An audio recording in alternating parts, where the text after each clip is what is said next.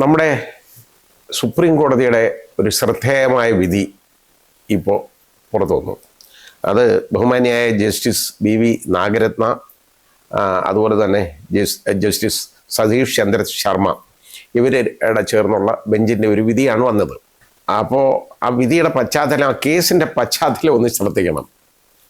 ഒരു 40 വയസ്സുകാരിയായ വിവാഹിത ഒരു 23 വയസ്സുകാരനുമായിട്ട് ഫ്രീക്വൻ്റായിട്ട് യാത്ര ചെയ്യുക, അത് തമ്മിൽ ഒരുപാട് ബന്ധങ്ങളുണ്ട്. അങ്ങനെ ഏതാണ്ട് 7 തവണ ജമ്മു കാശ്മീരിൽ പോയിട്ടുണ്ട് ഇവരൊന്നിച്ച്. ഈ പയ്യൻ്റെ കൂടെ, ഈ പയ്യനെ കൊണ്ടുവന്നു, അതോ പയ്യൻ്റെ കൂടെ 40 കയറി പോന്നു എന്നുള്ളതേ ഉള്ള അറിയാൻ. ഏതായാലും ഇവരൊന്നിച്ച് പോയിട്ടുണ്ട്. അവരുടെ ഭർത്താവിന് അതിൽ പരാതി ഒന്നുമില്ല. അത് കഴിഞ്ഞ് ഇവർ ഒരു സുപ്രഭാതത്തിൽ അങ്ങ് കേസ് കൊടുക്കുക അവൻ്റെ പേരിൽ, പരാതി ബലാത്സംഗം. അത് 376 വകുപ്പ് അനുസരിച്ച്, IPC 376 വകുപ്പ് അനുസരിച്ച് കേസെടുത്തു. ഇവനെ അറസ്റ്റ് ചെയ്തു. ഇവന് ജാമ്യം കിട്ടിയില്ല. 9 മാസം അവൻ ജയിലിൽ കഴിഞ്ഞു. അപ്പോൾ അവനെ ഇൻ്ററിം ബെയിലൊക്കെ ചോദിച്ചൊക്കെ, ഇതിനകത്ത് ബെയിലൊക്കെ ചോദിച്ചൊക്കെ കീഴ്ക്കോടതിയിലൊക്കെ പോയിട്ടൊന്നും അവരാരും കൊടുത്തില്ല. അവസാനം സുപ്രീം കോടതി വന്നപ്പോൾ സുപ്രീം കോടതിയുടെ ഒബ്സർവേഷൻസ്, ഇതിനകത്തുള്ള ആ നിരീക്ഷണങ്ങളാണ് അതിനകത്ത് വളരെ ശ്രദ്ധേയമായിട്ടുള്ളത്. സുപ്രീം കോടതി പറഞ്ഞു, 2 കൈയും കൂട്ടിയടിക്കാതെ ശബ്ദം കേൾക്കത്തില്ല. അതായത് ഒരു കൈ മാത്രം അടിച്ചുകൊണ്ട് ശബ്ദം കേൾക്കത്തില്ലല്ലോ.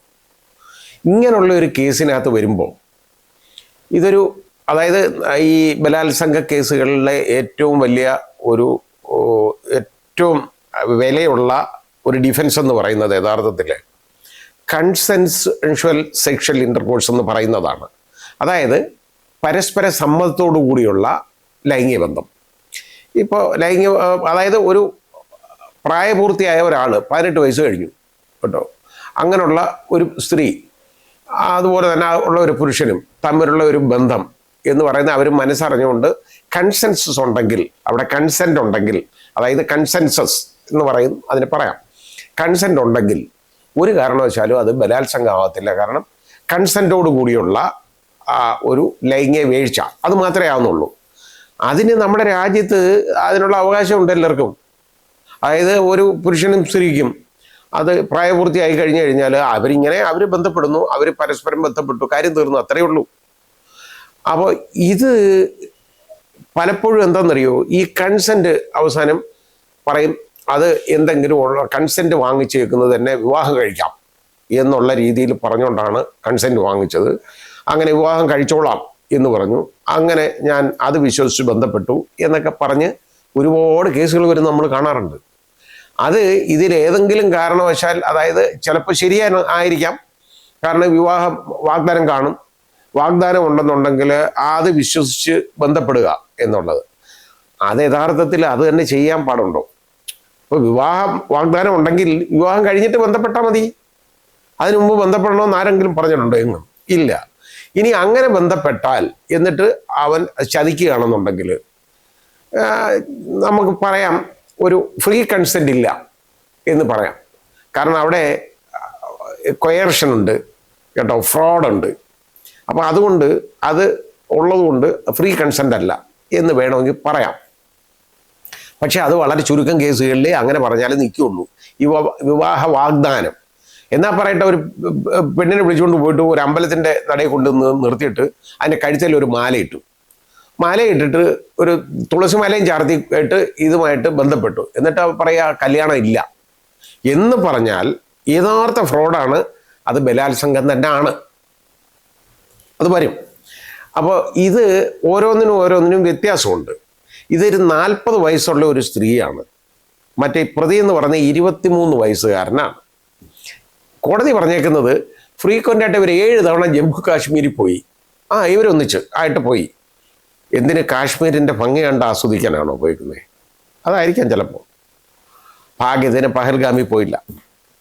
ഏതായാലും ഇങ്ങനൊരു സംഭവം ഇതാദ്യമായിട്ട് നമ്മൾ കേൾക്കുന്നതാണ്. അപ്പോൾ അതിന് ആ പയ്യൻ 23 വയസ്സുകാരൻ വെറും ബോയല്ലേ, 23 വയസ്സല്ലേ ഉള്ളൂ. അവന് 9 മാസം അവൻ ജയിലിൽ കിടന്നു. എന്നിട്ട് കോടതികളൊന്നും അവന് ജാമ്യം കൊടുക്കാൻ തയ്യാറാവുന്നില്ല. ആ സ്ഥിതിവിശേഷം കൂടെ നമ്മൾ ആലോചിക്കണം.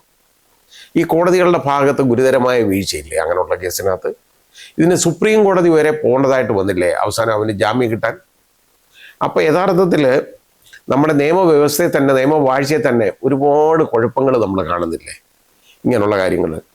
അതിനൊക്കെ ഒരു ഒരു ഒരു വഴിമരുന്നാണിത്. അതായത് ഇതുപോലെ പരസ്പര സമ്മതത്തോടു കൂടിയുള്ള ലൈംഗിക ബന്ധം കാണും, അതിനുശേഷം പെട്ടെന്ന് സ്ത്രീ പറയുക ഇത് ബലാത്സംഗമാണ് എന്ന് പറഞ്ഞാൽ, സ്ത്രീ പറയുന്നതിന് ഒരുപാട് വെയിറ്റ് ഉണ്ട് നിയമത്തിൽ, ശരിയാണ്. കാരണം ഒരുപാട് വിധിന്യായങ്ങൾ വന്നിട്ടുണ്ട്. അതായത് testimony of the victim alone, അതായത് ഇരയുടെ ആ ടെസ്റ്റിമണി, മൊഴിയുണ്ടല്ലോ, അത് മാത്രം ബേസ് ചെയ്തുകൊണ്ട് കൺവിക്ഷൻ പറ്റും എന്നുള്ള ധാരാളം വിധികളുണ്ട്. പക്ഷെ അങ്ങനെ ഉള്ളപ്പോൾ എന്തു അവരങ്ങ് പറയുന്നത് കേട്ടുകൊണ്ട് അത് വിശ്വസിക്കാമെന്നുള്ളതാണോ? അല്ല. സ്ത്രീകൾ എന്ത് പറഞ്ഞാലും അത് വിശ്വസിക്കാമെന്നുള്ള ഒരു കാഴ്ചപ്പാട് തെറ്റാണ്. അവർ ബന്ധപ്പെട്ടുകൊണ്ടിരിക്കുന്നു. സ്ത്രീ പറയുക അന്നൊക്കെ ബന്ധപ്പെട്ടതൊക്കെ പരസ്പര സമ്മതമാണ്, പിന്നെ ബന്ധപ്പെട്ടത് ലൈംഗിക വീഴ്ച എന്ന് പറയുന്നത്, അവസാനം ബന്ധപ്പെട്ടത് അത് ബലാത്സംഗമാണ് എന്ന് പറയുന്നതിൽ എന്തെങ്കിലും അർത്ഥമുണ്ടോ? ഇല്ല. അപ്പം ഓരോ കേസും അതിൻ്റെ സാഹചര്യങ്ങളെ വിലയിരുത്തി വേണം തീരുമാനിക്കാൻ. പക്ഷേ ഇവിടെ മറ്റ് കോടതികൾ അത് യഥാർത്ഥത്തിൽ പരാജയപ്പെടുകയാണ് ഉണ്ടായത്. ഈ സാഹചര്യങ്ങളൊന്നും വിലയിരുത്തിയില്ല. ആ സുപ്രീം കോടതിയുടെ നിരീക്ഷണം എന്ന് പറയുന്നത് രണ്ട് കൈയും കൂട്ടിയടിച്ചാലേ ശബ്ദം കേൾക്കുമെന്ന് പറഞ്ഞാൽ, ഇവർ രണ്ടുപേരും കൂടെ ചേർന്നല്ലാതെ ഈ സ്ത്രീയുടെ സമ്മതം കൂടി ഇല്ലാതെ ഒരു 23 വയസ്സുകാരന് ഇവരെ ബലാത്സംഗം ചെയ്തു എന്നൊക്കെ പറയുന്നതിൽ എന്തെങ്കിലും അർത്ഥമുണ്ടോ? സാധാരണഗതിയില്ല. ഇനി കേസിലെ മൊഴി എന്ന് പറയുന്നത് കുറച്ചുകൂടെ, അതായത് വരുമ്പോൾ മാത്രമേ നമുക്ക് ബാക്കി അറിയാൻ പറ്റുള്ളൂ. അതായത് ഈ കേസിനകത്ത് കൊടുക്കുന്ന എവിഡൻസ് എന്താണ്, അല്ലെങ്കിൽ ഇതിനകത്ത് മെഡിക്കൽ എവിഡൻസ് എന്താണ്, എന്തെങ്കിലും അതിക്രമം അവരുടെ ശരീരത്ത് കാണാനുണ്ടായിരുന്നോ ഇതുപോലെ. കാരണം ചിലപ്പോൾ വെറും ഫ്രണ്ട്ഷിപ്പ് മാത്രമായിട്ട് വിശ്വസിച്ച് 23 വയസ്സുകാരനെയും കൊണ്ട് ചിലപ്പോൾ നടന്നാവാം. അങ്ങനെ ഉണ്ടെങ്കിൽ ഇത് ഇവരുടെ സമ്മതമില്ലാതെ അവരുടെ ദേഹത്ത് ട്രസ്പാസ് ചെയ്താൽ, അതങ്ങനെ പറയുന്നത് ട്രസ്പാസ് തന്നെയാണ്. നമ്മളൊരു വസ്തുവിൽ കിടന്നു കയറുന്നതെന്ന് പറയുന്ന പോലെ തന്നെ അവരുടെ ശരീരത്തിൽ ട്രസ്പാസ് ചെയ്ത് കഴിഞ്ഞാൽ ട്രസ്പാസ് അഗൈൻസ്റ്റ് ഹ്യൂമൻ ബോഡിയാണ് ഇത്. അങ്ങനെ ചെയ്താൽ അത് ഒഫൻസ് ആവും. പക്ഷേ അത് ഞാൻ പറഞ്ഞില്ലേ, അതിൻ്റെ അതിർവരമ്പുകളെന്ന് പറയുന്നത് വളരെ ലോലമാണ് ഇവിടെ. കാരണം ഇത്രയും അടുപ്പമുണ്ട്. ഈ 7 തവണയൊക്കെ ഇതുപോലെ ഒന്നിച്ച് യാത്ര ചെയ്യുന്നു. അങ്ങനെ ഇരുന്നിട്ട് അവസാനം ഒരു ദിവസം പറയുകയാണ് എന്നെ ബലാത്സംഗം ചെയ്തു എന്ന് പറഞ്ഞാൽ വിശ്വസിക്കാൻ കുറച്ച് ബുദ്ധിമുട്ട് സാധാരണഗതിയിലുണ്ട്. അങ്ങനെയുള്ള കേസിലൊക്കെ യഥാർത്ഥത്തിൽ ജാമ്യം കൊടുക്കേണ്ടതാണ്. ജാമ്യം കൊടുക്കാതിരിക്കുന്നതിൽ ഒരർത്ഥവും ഇല്ല ഇങ്ങനെയുള്ള കേസിൽ. എന്തിന് ഇതുപോലെ ഒരു തെറ്റ് പറ്റിയ ഒരു പയ്യൻ അവനെ പിടിച്ച് ഇത്രയും നാളിടണം ജയിലിൽ? ചിന്തിക്കേണ്ട കാര്യമാണ്. അപ്പോൾ അതാ ഞാൻ പറഞ്ഞത്, നമ്മുടെ നീതിന്യായ വ്യവസ്ഥയിൽ ഒരുപാട് കുഴപ്പങ്ങൾ ഇപ്പോഴും ഉണ്ട്, കാണാനുണ്ട്. കാരണം ഇത് വേർതിരിച്ച് ഒരു വിവേക ബുദ്ധിയോടുകൂടി ഇത് വിവേചിച്ചറിയാനുള്ള ഒരു കഴിവ് പലപ്പോഴും ജുഡീഷ്യറി കാണിക്കുന്നില്ല എന്നുള്ളതിൻ്റെ ഒരു ഉത്തമ ഉദാഹരണമാണ് ഈ കേസ്. ഞാൻ പറയുന്നത് എന്താണെന്നറിയാം, സുപ്രീം കോടതി പറഞ്ഞ കാര്യങ്ങൾ ഇത് ചിന്തിക്കേണ്ടതാണ്. ഈ സ്ത്രീയുടെ സമ്മതമില്ലാതെ ഇങ്ങനെ നടന്നു എന്ന് പറയുന്നത് പ്രഥമ ദൃഷ്ട്യാ അത് വിശ്വസിക്കാൻ പറ്റുന്നതല്ല എന്നുണ്ട്. അങ്ങനെ ഉണ്ടെങ്കിൽ bail is the rule, jail is the exception എന്ന് നമ്മുടെ ജസ്റ്റിസ് വി ആർ കൃഷ്ണയുടെ ആപ്തവാക്യമുണ്ടല്ലോ, അത് നമ്മൾ ഓർക്കണം. അങ്ങനെയുള്ളപ്പോൾ ബെയിലാണ് റൂള്, ജയിൽ എക്സെപ്ഷനാണ്. ഇവൻ എന്തിന് 9 മാസം ജയിലിൽ കിടന്നു? ചിന്തിക്കണ്ടേ നീതിന്യായ വ്യവസ്ഥ?